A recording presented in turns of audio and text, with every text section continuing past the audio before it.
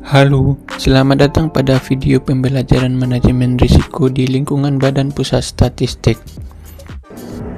Pada episode ini, kita akan membahas penetapan konteks serta identifikasi risiko. Mari kita mulai dari penetapan konteks. Penetapan konteks merupakan langkah awal yang menentukan arah proses manajemen risiko. Terdapat beberapa tahap dalam penetapan konteks.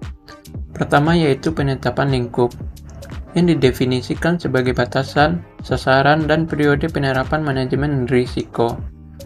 Di BPS, lingkup manajemen risiko dapat berbasis penentuan periode atau tahun penerapan manajemen risiko, misalnya selama tahun 2026.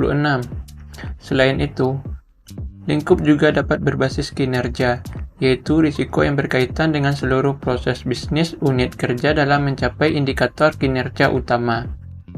Lingkup juga dapat berbasis proyek atau kegiatan, yaitu risiko pada kegiatan statistik tertentu seperti sensus atau survei baru. Selanjutnya adalah menentukan konteks eksternal dan internal. Konteks organisasi terdiri dari konteks eksternal dan internal. Konteks eksternal meliputi faktor politik, ekonomi, sosial, teknologi, dan lingkungan, serta pemangku kepentingan. Sementara itu, konteks internal mencakup kebijakan organisasi, sumber daya, budaya kerja, serta sistem yang digunakan. Tahap selanjutnya adalah menentukan kategori risiko. Kategori risiko menentukan kerangka pikir dalam mengidentifikasi, menganalisis, dan memprioritaskan risiko. Kategori ini juga menentukan area dampak yang relevan untuk diukur. Di BPS, kategori risiko disusun dalam 4 kelompok besar, yaitu dimensi strategis, kepatuhan dan hukum, operasional, serta teknologi. Berikutnya adalah penetapan kriteria risiko. Organisasi harus menetapkan kriteria untuk mengevaluasi tingkat pentingnya risiko atau prioritas risiko, serta untuk menunjang proses pengambilan keputusan. Kriteria risiko harus selaras dengan kerangka manajemen risiko dan disesuaikan dengan sasaran serta ruang lingkup kegiatan. Kriteria ini menjadi dasar dalam menilai tingkat risiko, yang mencakup kemungkinan dan dampak. Kriteria kemungkinan atau likelihood merupakan standar untuk menentukan seberapa besar peluang suatu peristiwa risiko dapat terjadi dalam satu periode.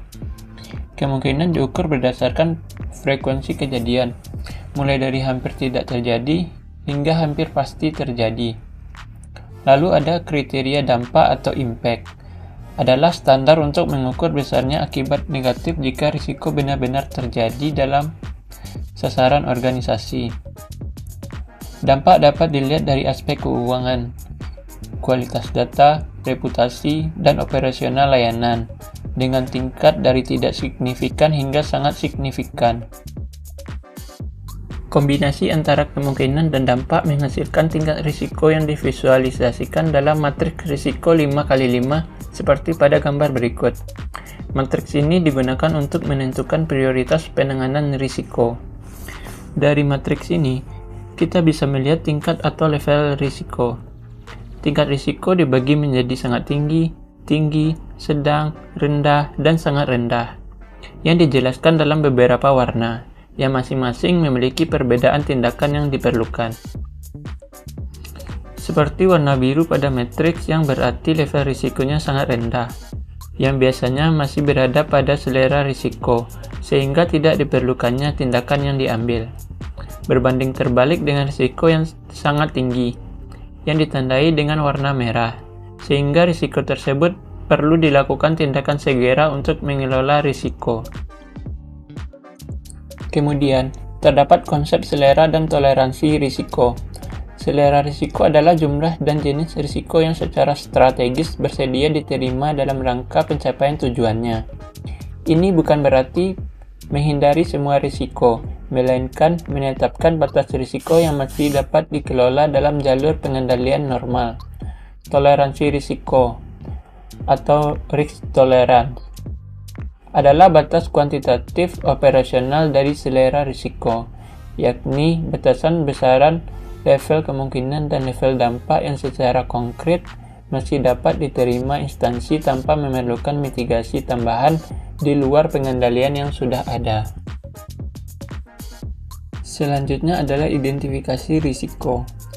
Identifikasi risiko adalah fondasi utama dalam pengelolaan risiko yang efektif.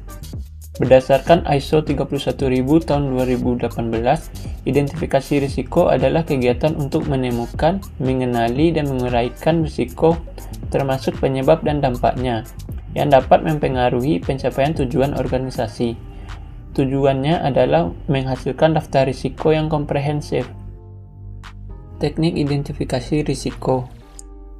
Teknik identifikasi risiko yang digunakan antara lain tinjauan dokumentasi, brainstorming, metode Delphi, wawancara, checklist analisis, analisis asumsi, teknik diagram atau fishbone, analisis SWOT, serta expert judgment. Identifikasi risiko dilakukan melalui 7 langkah sistematis. Langkah pertama adalah pengumpulan data awal, yaitu melakukan review terhadap indikator kinerja, dokumen anggaran, laporan audit, serta data historis risiko. Langkah kedua adalah menentukan prioritas isu dengan analisis USG, yaitu menilai urgensi, seriousness, serta growth atau pertumbuhan isu. Langkah ketiga adalah mengidentifikasi risiko dari masalah prioritas, yaitu menentukan peristiwa risiko yang mungkin terjadi. Langkah keempat adalah dokumentasi akar penyebab risiko menggunakan teknik seperti fishbone diagram, root cause analysis, atau expert judgment. Langkah kelima adalah kategorisasi dan klasifikasi risiko, yaitu mengelompokkan risiko berdasarkan kategori dan sumbernya. Langkah keenam adalah pengisian formulir atau input ke dalam sistem, yaitu mencatat informasi risiko secara lengkap. Langkah ketujuh adalah validasi dan penetapan, yaitu melakukan review dan penetapan formal sehingga menghasilkan risk register yang sah. Demikian pembahasan mengenai penetapan konteks dan identifikasi risiko. Dengan memahami tahapan ini, diharapkan kita dapat mengenali risiko secara lebih sistematis dan komprehensif sebagai dasar pengelolaan risiko yang efektif.